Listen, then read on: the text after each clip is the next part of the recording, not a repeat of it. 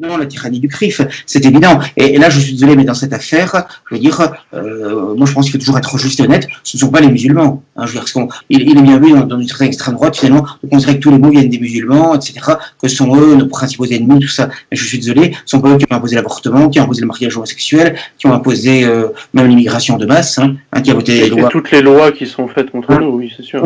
Les banques, les médias, c'est pas eux qui imposent toutes les lois qui nous empêchent de nous exprimer, d'être, qui détruisent notre liberté, qui confinent la pensée, etc. Je veux dire, donc, il y a un moment donné, il faut quand même dire les choses.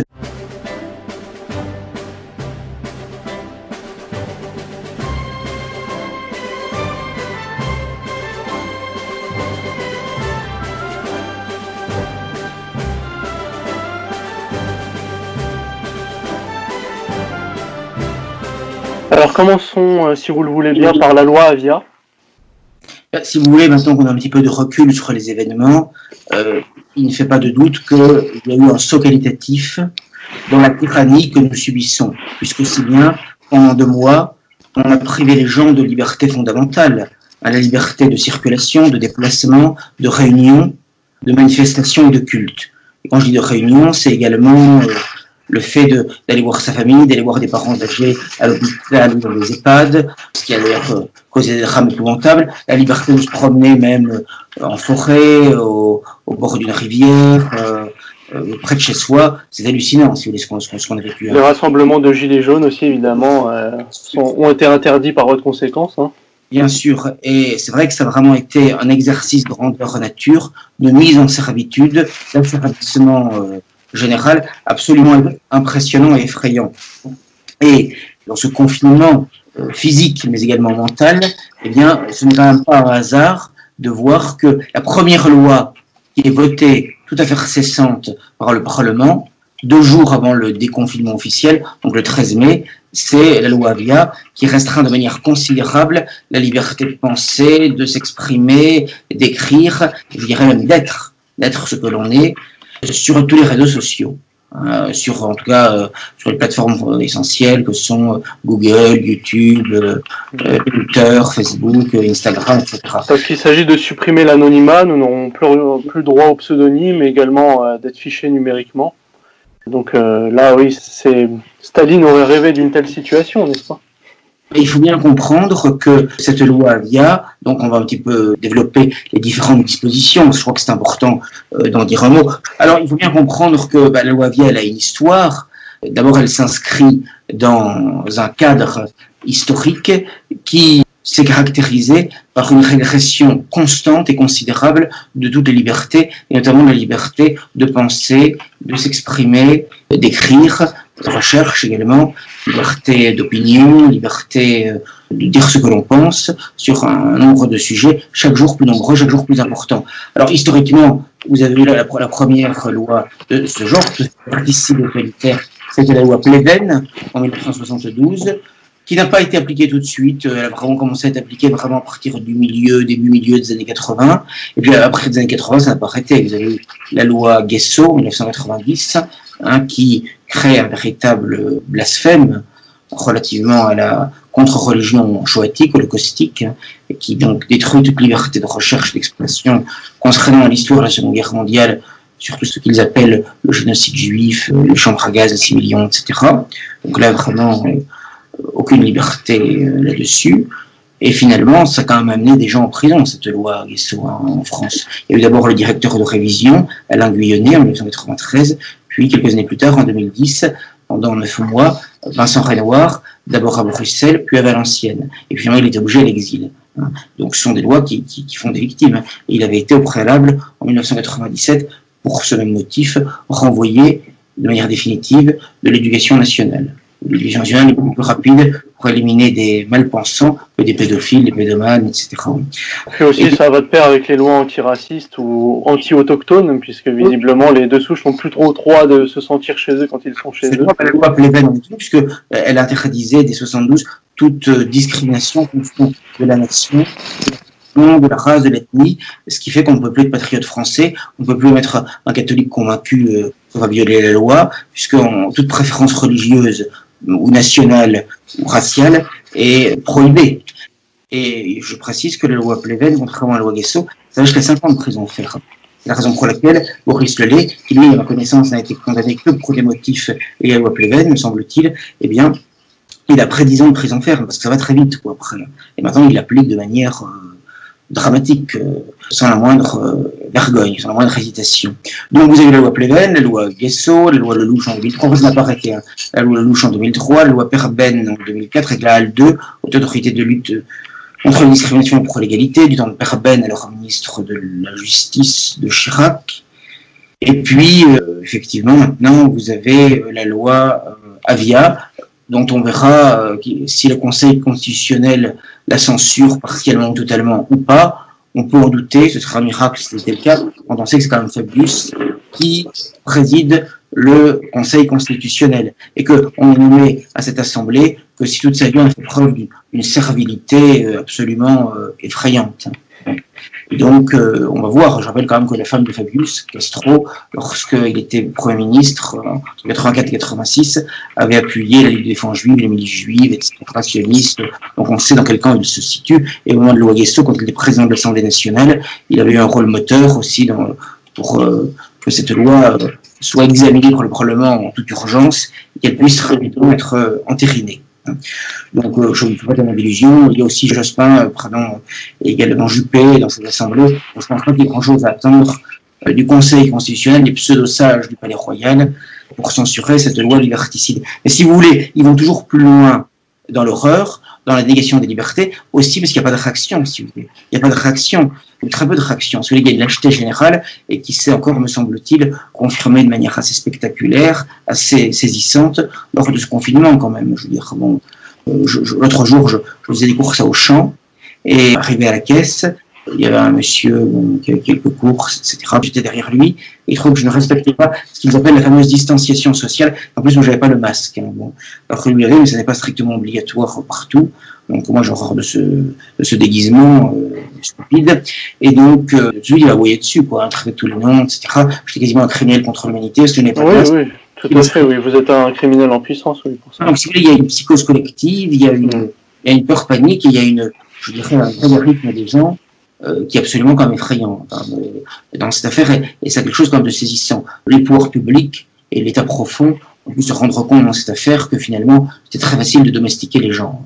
Déjà au moment des Gilets jaunes, on a vu comment ils s'étaient comportés, puisque on a passé à tabac, on a énucléé, on a mutilé les Gilets jaunes. Et bien là, on a confiné tous les Français. Et donc vous voyez que lorsqu'on disait finalement, on se battait à droite de la droite. En fait, c'était la loi Avia contre les Gilets jaunes, sauf que c'était pas des suppressions de chaînes, c'était plutôt des balles de LBD dans la tête, oui. C'était un peu différemment. Oui. Non, si vous voulez, c'est toujours les mêmes contre les mêmes. Il faut bien comprendre que quand Le Pen était condamné à 1,8 million d'euros pour le détail de l'histoire, ou pour d'autres déclarations libres, finalement, c'était la France et les Français qui étaient condamnés, même si tous les gens n'en avaient pas conscience. Il y avait des investisseurs qui me disaient pourquoi il dit ça, pourquoi ceci, pourquoi cela. Oui, mais on s'aperçoit aujourd'hui que finalement, c'est tout le monde, finalement.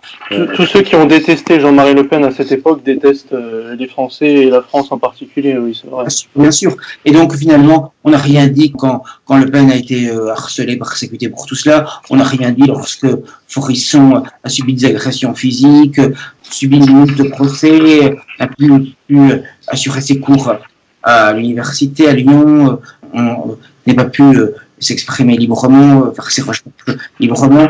On n'a rien dit lorsque, je le disais tout à l'heure, Renoir a été renvoyé de manière scandaleuse de l'Éducation nationale, qu'il a été mis en prison, qu'il a été contraint à l'exil, que toutes ces persécutions ont détruit sa famille, son foyer. On n'a rien dit lorsque Lelay, quand même, blogueur breton, simplement parce qu'il s'exprimait librement sur des sujets politiquement incorrects, il a pris plus de prison ferme, il est obligé de s'exiler au Japon. Et c'était pas très choquant, hein. Il avait dit que historiquement il n'y avait pas de Celtes noirs, bon, voilà. Il n'y a pas de loulou blanc, voilà. Donc, si vous voulez, tous ces gens-là qui étaient un petit peu à l'avant-garde de la liberté d'expression et de la volonté de sauvegarder quand même un certain nombre de libertés de notre patrie, de notre peuple, finalement, je veux dire, ils n'ont pas eu tant de soutien que ça, finalement, je veux dire. Et donc, à partir du moment où on laisse le mensonge, l'injustice et l'imposture s'étaler et se donner libre cours, sans limite, mais si vous voulez, ça va toujours plus loin. Et la loi Avia, ce n'est pas la fin du film, ça va encore continuer, ça va encore s'aggraver, parce que... c'est la suite du film, comme vous le montrez bien, d'ailleurs. C'est pas encore la fin, puisqu'ils veulent maintenant retirer, toujours le même lobby judéo-sioniste, retirer du droit de la presse tout ce qui concerne ce qu'ils appellent les contenus haineux, donc tout ce qui est selon eux, racisme, antisémitisme, xénophobie, homophobie, sexisme, conspirationnisme, complotisme. Tout ce qui est reléplé, tout ce qui est important finalement. Et donc, on voit très bien que, oui, cette première règle de Big Brother, de 1984, du meilleur des mondes, d'Huxley, c'est quelque chose d'absolument effrayant. Et c'est la raison pour laquelle tous les gens qui nous disaient jusqu'à présent, il faut essayer d'être stratège pour aborder les sujets essentiels, et oui, mais bon, il y a un moment donné, on se rend bien compte que finalement, c'est la liberté de tout un chacun qui est violée, qui est mise en cause. Et que dans cette affaire, je suis désolé, il faut dire les choses telles qu'elles sont. Les médias aiment bien dire que c'est de la faute de l'extrême droite si on fait ces lois. Mais en fait, oui, c'est surtout les gens en général qui se font museler. Bien sûr, les Français, tous ceux qui sont venus conscients. Ça, c'est un peu pour faire peur, quoi, de dire la droite extrême, attention. C'est-à-dire que ça leur permet face à la destruction sans précédent de la famille, on ne peut rien dire, lobby LGBT, homophobie, destruction de la nation, de la patrie, racisme, on avait parlé de l'avortement avec le docteur Xavier Dor, d'ailleurs, aussi. Absolument, absolument. Destruction de la Palestine libre, de les guerres de conquête de l'État d'Israël, l'entité sioniste, le culte shoatique, etc., tout ce qu'il implique. Et bien ça, on ne peut rien critiquer, rien contester, sinon c'est de l'antisémitisme. On y a quoi? On ne peut rien dire sur les sujets essentiels, mais je constate, parce que je suis obligé de le dire, que dans cette affaire, qui est à la manœuvre, qui a dicté cette loi, qui a poussé à son adoption, qui l'approuve chaudement, ce sont exclusivement les sites communautaires juifs. Je suis désolé. Si vous allez sur le site du CRIF, de la LICRA, de l'UEJF, de leurs épigones, je veux dire, c'est eux seuls, puisque même la gauchiste Ligue des droits de l'homme a émis des réserves, même Mélenchon et sa France Insoumise ont émis des réserves parce qu'ils sont un peu, pas suffisamment, mais un peu critiques sur l'entité sioniste, etc. Donc on voit très bien que dans cette affaire, ceux vraiment qui détruisent notre liberté de penser, de s'exprimer, c'est simplement une organisation du lobby qu'on n'a pas le droit de nommer, je veux dire. Vous direz non à la tyrannie du CRIF.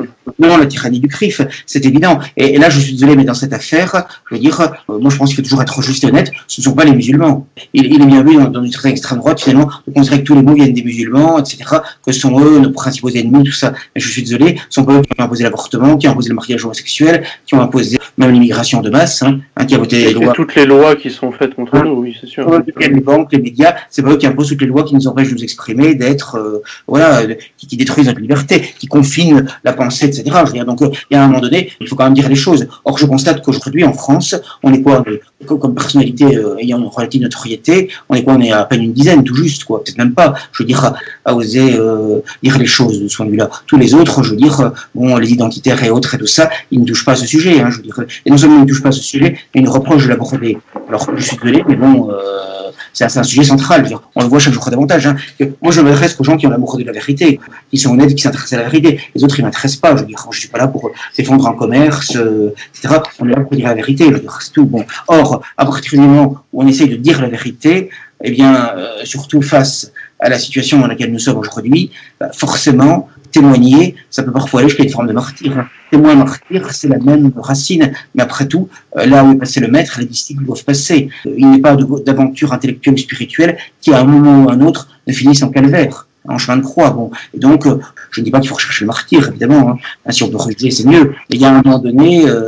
C'est vrai que vous avez raison, si la situation perdure, c'est parce qu'il n'y a pas assez de réactions, ou que les gens se planquent, ou qu'ils visent à côté, comme vous dites. Alors, écoutez, on a l'impression de Vincent Renoir, et je suis désolé, si on avait été beaucoup plus nombreux par rapport à dénoncer de manière publique le scandale de Waguesso, quand même, qui interdit de la libre expression et la libre recherche en histoire, je veux dire, c'est un scandale absolument nul. Sur un sujet en particulier. La loi Pleven, c'est absolument un scandale. Qu'on ne puisse plus reprendre ce le catéchisme ou la Bible et toutes les grandes religions, les grandes spiritualités sur l'homosexualité, sur la théorie du genre, sur l'homosexualisme, le transsexualisme, maintenant, je veux dire, c'est hallucinant. Quoi, je veux dire, c'est-à-dire qu'on est pieds-poings liés, c'est-à-dire qu'en fait, on détruit notre pays, on détruit notre civilisation, on détruit l'individu finalement, dès l'enfance à la petite enfance. C'est pas un hasard si finalement ce qu'ils font pour la théorie du genre, pour l'homosexualisme, c'est la même chose que ce qu'ils ont fait et ce qu'ils font sur la Shoah, sur l'antiracisme, etc. Ou dès le jardin d'enfants, et à l'école, il y a des semaines contre le racisme, il y a des déportés qui viennent s'exprimer, maintenant des associations homosexualistes. Donc c'est vraiment une volonté, c'est un carcan de la pensée, un matraquage idéologique qui est absolument effrayant et qui est là pour nous détruire. On dirait que toutes les réalités naturelles n'existent plus, hein, comme vous le dites, avec la nationalité, la biologie, tout ça n'existe plus, sauf en effet la chambre à gaz. Là, c'est le truc qui existe vraiment. C'est-à-dire que la chambre à gaz, ce que Louis Frédéric appelait la magique chambre à gaz, elle permet tout finalement. C'est la raison pour laquelle, en réalité, ceux qui essayaient de mener ce combat-là, en fait, les gens ne se rendaient pas compte peut-être, sûrement même, mais je veux dire, c'était pour la liberté de toute l'humanité finalement, et notamment de tout l'Occident. Parce que finalement, au nom de ce dogme, qu'on n'a pas le droit ni d'examiner de près, ni de contester, eh bien, cela permet... Oui, ils se présentent en parangon de la vertu, évidemment. Ils vont pas dire que c'est pour le mal. J'ai souvent expliqué, je revois les interviews intéressés aux vidéos précédentes, notamment sur l'affaire Chouard et tout ça, où j'explique ça de long large, je ne vais pas y revenir en détail, si vous voulez. Et donc, c'est une façon, si vous voulez, véritablement de nous détruire, quoi, puisqu'on nous dit, vous ne pouvez pas... renvoyer les immigrés chez eux parce que c'est comme les juifs autrefois, on sait où ça a mené, vous pouvez pas défendre la famille traditionnelle parce que c'est Pétain, complice d'un génocide, on sait où ça a mené, vous pouvez pas défendre la morale, rétablir la peine capitale, etc. parce que on sait où ça a mené. Et même les Indo-Européens, qui est un sujet d'histoire, avaient été mis sur liste noire dans les années 80. J'en parle parce qu'il y a eu un article dans le dernier Rivarol là-dessus d'ailleurs. Donc même ça, c'est sur liste noire, alors que bon... Mais de toute façon, là, vous évoquiez Chouard. Parce que Hitler en a parlé, en fait. Oui, non, c'est sûr que c'est absolument effrayant. Mais Chouard, vous l'évoquiez tout à l'heure, moi je trouve qu'il a été nocif. Hein. Il a été très populaire à un moment donné, mais de quand pas une révolution avec un crayon, un bout de papier, etc., pour croire que les gens nous constituant de manière très pacifique, très gentillette, tout ça, vont accepter d'un seul coup. Enfin, je veux dire, vraiment c'était très naïf, oui. C'était qui confine à la bêtise, quoi. La crédulité d'une jouvencelle, là, carrément. Oui, mais il faut dire aussi qu'il n'avait aucune expérience politique. Hein. Et un peu trop idéaliste aussi, oui. Oui, non, mais moi, ce que je ne lui pardonne pas, c'est quand même d'avoir par trouille, uniquement par trouille, des mensonges de fruition, quoi, je veux dire. Hein. Ça, c'est inacceptable. À mon avis, ce qu'il avait dit au départ, aux médias. En 24 heures, oui, le discours. Hein. Oui, à 180 degrés, par trouille, quoi. Donc, non, mais de toute façon, des gens, si vous voulez, qui font des chouvas sur ces questions-là, qui passent les fourches codines du jus d'Apo, je veux dire, je suis désolé, pour moi, c'est fini. Je veux dire, la preuve, il est fini. Il est fini avant d'avoir commencé, si je veux dire. Bon. Et dans ce déconfinement, oui, on en a touché un mot, mais Netanyahou donc proclamé la fin de l'annexion du territoire de Cisjordanie, en sachant que il restait pas beaucoup de parcelles de territoire qui revenaient aux Cisjordaniens. Mais voilà, visiblement, le coronavirus permet tout, un peu comme le sujet dont vous avez parlé sur la Seconde Guerre mondiale. De toute façon, quand on y réfléchit, le confinement qu'on a subi, il ressemble évidemment au moins violent que le confinement des Palestiniens, mais finalement, tous les gens dans le milieu qui disaient qu'on prenne la Palestine, c'est un non-sujet, on n'est pas concerné, si, on est traités comme des Palestiniens.